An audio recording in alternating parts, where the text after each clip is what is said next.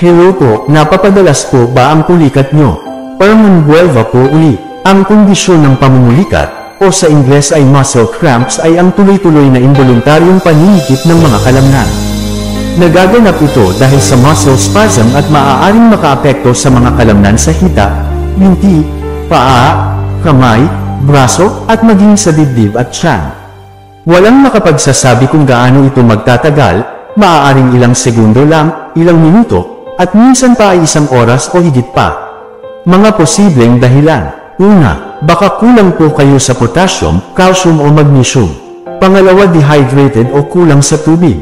Pangatlo, kakaunti ang stretching bago matulog.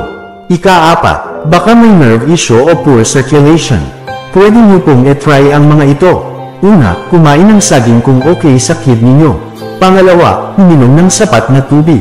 Mga 6 to 8 glasses of water every day. Pangatlo, mag-stretch bago matulog. Ika-apat, pwede rin magtanong kay Doc kung okay kayong bigyan ng magnesium supplement.